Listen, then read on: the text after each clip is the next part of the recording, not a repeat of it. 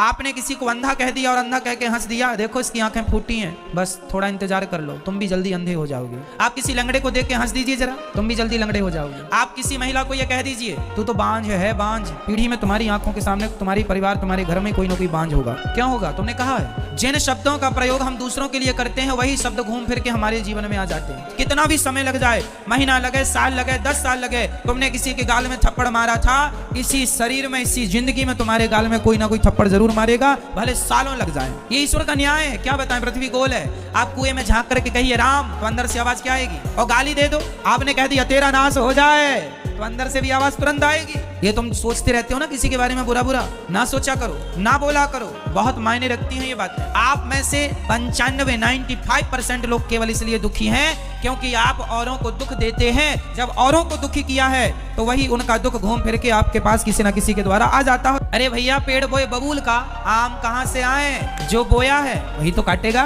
तुमने किसी को बांझ कहा, तैयार रहना, तुम्हारे वंश में कोई ना कोई बांझ होगा। तुमने कहा है ना, मजे उड़ाए ना, ठीक है, ईश्वर सुन रहे हैं। जब खुद पे पड़ेगी तो ना रोने लग जाना। दूसरों को कहने में बड़ा मजा आता, दूसरों की हंसी उड़ाने बड़ा सुख मिलता है, दूसरों का अपमान करने में बड़ा अच्छा लगता है, और खुद पे गुजरती है, रोते हो, काहे रो रहे हो? कहने में तो बड़ा मजा आया रहा। इसलिए किसी का अपमान ना किया करो। किसी स्त्री को आप कह देंगे कि तू बांझ है, सोचो उसको कितना बुरा लगेगा। अरे नहीं हो रहे हैं उसको बच्चे, इसमें उसकी क्या गलती है? ईश्वर का विधान है, नहीं देना ईश्वर को। तुम काहे कह कह के पापी बन रहे हो? किसी का दुख देखकर दुखी होना तो इंसानियत है, पर किसी के दुख में हंसना सबसे बड़ा पाप है। इसलिए कदापि मनसा वाचा कर्मणा, मन से वाणी से कभी पाप ना करो। मन से भी हम ना सोचें कि तुम्हारा बुरा हो जाए, वाणी से भी ना बोलें कि तुम्हारा बुरा। हे भगवान, मैं भले गरीबी में रहूं पर मैं सबके लिए यही दुआएं करता रहूं कि हे विधाता, सब सुखी रहें, सब निरोगी रहें। मैं दुआएं, देखो मैं चलो कुछ नहीं कर सकता, मैं दान 1 रुपए का नहीं कर सकता, मैं भक्ति नहीं कर सकता, मैं कुछ नहीं कर सकता, अरे तो बैठा बैठा सबके लिए दुआएं तो कर ही सकता हूं। ये भी तो एक पुण्य ही है। सबके बारे में अच्छा सोचने में क्या घटेगा तुम्हारा?